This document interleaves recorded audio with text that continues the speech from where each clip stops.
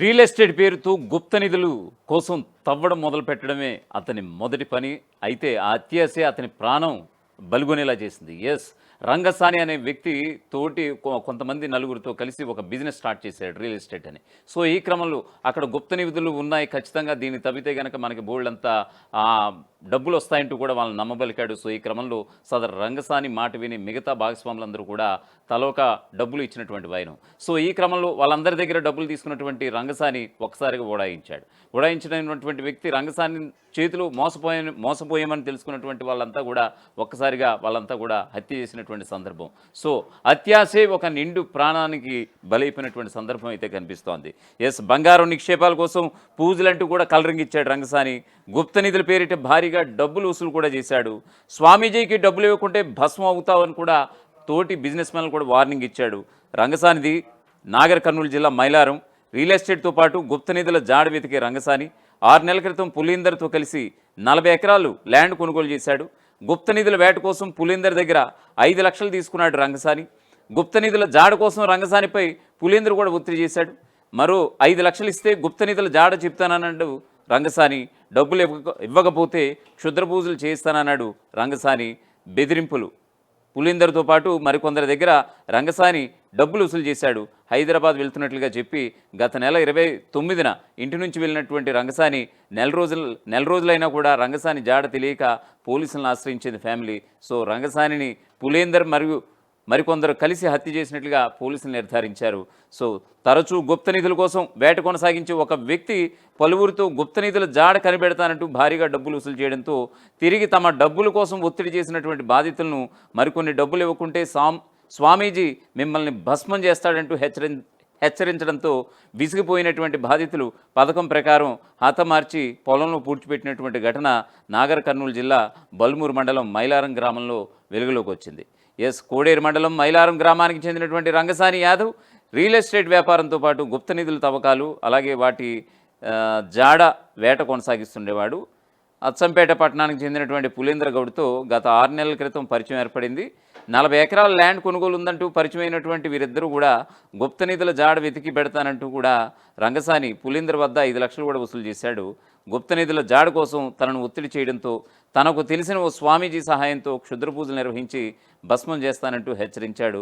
మరో 5 లక్షలు ఇస్తే బంగారం నిధి చూపిస్తానంటూ కూడా బొకాయించాడు. అలాగే మరో 7గురితో గుప్త నిధుల వేట పేరుతో డబ్బులు వసూలు చేయడంతో వారంతా కూడా ఏకమైపోయారు. ఎలాగైనా తనను హతమార్చాలని పథకం వేసుకున్నారు.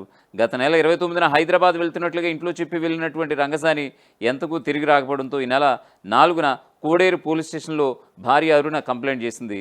దీనిపై విచారణ ప్రారంభించినటువంటి పోలీసులకు ఆసక్తికరమైన విషయాలు వెలుగులోకి వచ్చాయి. ఫోన్ కాల్ రికార్డు ఆధారంగా అచ్చంపేట ప్రాంతానికి చెందినటువంటి పుల్లయ్య గౌడును అదుపులోకి తీసుకుని విచారించగా విషయం బయటపడినట్లుగా డీఎస్పీ వెల్లడించారు. సో దీనికి సంబంధించినటువంటి దీనికి సంబంధించినటువంటి ఘటనకు సంబంధించినటువంటి అప్డేట్ని పోలీసులు ఏమంటున్నారు ఒకసారి తెలుసుకుందాం. ఆ విధంగా పరిచయం అయ్యి గుప్త నిధులు ఉన్నాయి, కొన్ని గుప్త నిధులు కొన్ని డబ్బులు ఇస్తే బంగారం తీసుకొచ్చి ఇస్తా, ఈ విధంగా వీళ్ళ మధ్యలో సుమారు ఒక 6 months నుంచి రిలేషన్ అనేది ఏర్పడ్డది. ఆ రిలేషన్తో ఈ బంగారం తీసుకొచ్చి ఇస్తా అని చనిపోయిన డిసీజ్డ్ పర్సన్ చెప్పడంతో ఈ పుల్లయ్య గౌడ్ ఒక 5 lakhs రూపీస్ వరకు రంగస్వామికి ఇవ్వడం జరిగింది.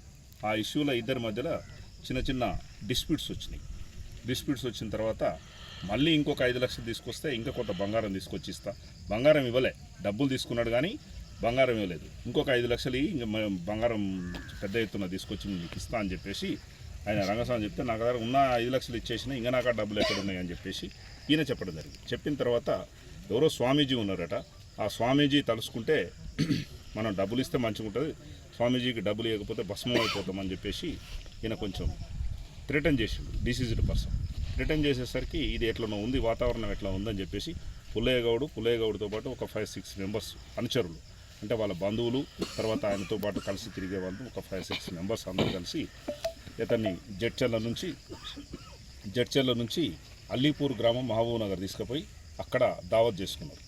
దావత్ చేసుకున్న తర్వాత అక్కడి నుంచి అందరు కలిసి ఇక్కడికి వచ్చినారు. ఇక్కడికి వచ్చిన తర్వాత చంపి ఇక్కడ గుంత తీసి పూడ్చిపెట్టడం జరిగింది. నాగర్ కర్నూలు జిల్లాలో ఘోరం జరిగింది. గుప్త నిధుల కోసం ఎవరైతే కొంతమంది కేటుగాలు ఎదురు చూస్తున్నటువంటి నేపథ్యంలో రంగస్వామి అనేటటువంటి వ్యక్తితో పరిచయం ఏర్పడ్డది. రియల్ ఎస్టేట్ కు సంబంధించి 40 ఎకరాల భూమి ఉందనేటటువంటి విషయంపై రంగస్వామికి పులేందర్ గౌడ్ కు ఇద్దరికి కూడా పరిచయం ఏర్పడ్డట్టుగా తెలుస్తుంది. ఈ నేపథ్యంలోనే వారి పరిచయం కాస్త గుప్త నిధుల వైపుకు వారి ఆలోచనలను దారి తీసేటటువంటి ప్రయత్నం చేసింది. నేర చరిత్ర కలిగినటువంటి పులేందర్ గౌడ్ అత్యంత తొందరగా అత్యంత ఈజీగా డబ్బు సంపాదించాలనేటటువంటి ఒక ఉద్దేశంతో గుప్త నిధుల విషయమై రంగస్వామితో డిస్కస్ చేసినట్టుగా తెలుస్తుంది. ఈ నేపథ్యంలోనే గుప్త నిధుల తవ్వకాలు జరపాలంటే 5 లక్షల రూపాయలు ఖర్చు చేయాల్సి ఉంటుందంటూ కూడా రంగస్వామి పులేందర్ గౌడ్ తో మాట్లాడినట్టుగా తెలుస్తుంది. ఈ నేపథ్యంలోనే 5 లక్షల రూపాయలు రంగస్వామికి పులేందర్ గౌడ్ ఇచ్చాడు. అయినప్పటికీ కూడా గుప్త నిధులకు సంబంధించినటువంటి స్థలం చూపించడం కావచ్చు, బంగారం తవ్వకం కావచ్చు, ఇతరత్రా ఏది చేయకుండా కూడా రంగస్వామి కాలయాపన చేస్తూ వచ్చాడు. ఈ నేపథ్యంలోనే పులేందర్ గౌడ్ మరోసారి రంగస్వామిని సంప్రదించడం జరిగింది. ఏమైంది, నీకు 5 లక్షలు ఇచ్చి కూడా ఇన్నాళ్ళు అవుతుంది కదా, ఏంటి మరి ఇంతవరకు బంగారం లేదు, బంగారం ఉండేటటువంటి ప్రాంతాన్ని చూపించట్లేదు, ఆ స్వామీజీ ఎవరు చూపిస్తారు, ఎక్కడ చూపిస్తారు అనేటటువంటి విషయంపై చర్చ చేసినటువంటి నేపథ్యంలో రంగస్వామి మరొక 5 లక్షల రూపాయలు అయితే ఖచ్చితంగా మనకు బంగారం జాడ తెలుస్తుంది, బంగారం కూడా పెద్ద ఎత్తున తెలుస్తుంది, స్వామీజీకి ఇవ్వాలి అంటూ కూడా పులేందర్ గౌడ్ తో మాట్లాడాడు. ఈ నేపథ్యంలోనే పులేందర్ గౌడ్ అలా ఎలా అనేటటువంటి విషయంపై కొంత ఇద్దరి మధ్యలో మనస్పర్ధలు ఏర్పడ్డాయి. మనస్పర్ధలు ఏర్పడినట్టయితే మీరు 5 లక్షలు ఇవ్వకపోతే స్వామీజీకి ఆగ్రహం వస్తుంది, ఆగ్రహం వస్తే భస్మం అయిపోతామంటూ కూడా ఈ రకమైనటువంటి వ్యాఖ్యలు చేసినట్టుగా పోలీసుల ఇన్వెస్టిగేషన్ లో తేలినటువంటి గత నెల 29వ తేదీన రంగస్వామి కనిపించకుండా పోయాడు. ఈ నేపథ్యంలోనే రంగస్వామి భార్య పోలీసులకు ఫిర్యాదు చేయడం జరిగింది. దాంట్లో భాగంగా రంగస్వామి మిస్సింగ్ కేసును ఛేదించడంలో భాగంగా రంగస్వామి ఎవరెవరితో ఎక్కువగా తనుగా ఉన్నాడు, ఎవరెవరితో ఎక్కువగా ఫోన్ లో కాంటాక్ట్ అయినటువంటి వివరాలని పోలీసులు తీసుకున్నటువంటి నేపథ్యంలో రంగస్వామి పులేందర్ గౌడ్ అనేటటువంటి వ్యక్తితో ఎక్కువ సార్లు ఫోన్ సంభాషించినట్టుగా తేలింది. ఈ నేపథ్యంలోనే పులేందర్ గౌడ్ ను పిలిచి విచారించినటువంటి నేపథ్యంలో తాను చేసినటువంటి నేరాన్ని పులేందర్ గౌడ్ ఒప్పుకున్నాడు. తనతో పాటు 4 బంధువులను తీసుకొని ఎవరైతే రంగస్వామిని హత్య చేసేందుకు పక్కా స్కెచ్ వేశారు, జడ్చర్ల దగ్గర నుంచి రంగస్వామిని పికప్ చేసుకొని అక్కడ నుంచి మహబూబ్నగర్ పక్కన ఉన్నటువంటి అల్లీపూర్ దగ్గర వారంతా కూడా ఒక విందు ఏర్పాటు చేసుకున్నారు. పూర్తిగా ఎక్కువ మోతాదులో మత్తు ఉన్నటువంటి కళ్ళును రంగస్వామికి స్థాపించినట్టుగా కూడా పోలీసుల విచారణలో పులేందర్ గౌడ్ ఒప్పుకున్నాడు. ఆ తర్వాత మద్యం మత్తులో ఉన్నటువంటి రంగస్వామిని అచ్చంపేట నియోజకవర్గంలో ఉన్నటువంటి మైలారం అనేటటువంటి గ్రామానికి తీసుకెళ్లారు. మైలారం గ్రామం దగ్గరే ఒక మామిడి తోట దగ్గర పూర్తిగా ఎవరైతే రంగస్వామిని చంపేసి అక్కడే పాతి పెట్టి అక్కడ నుంచి నిందితులంతా కూడా పరారైపోయినటువంటి పరిస్థితి.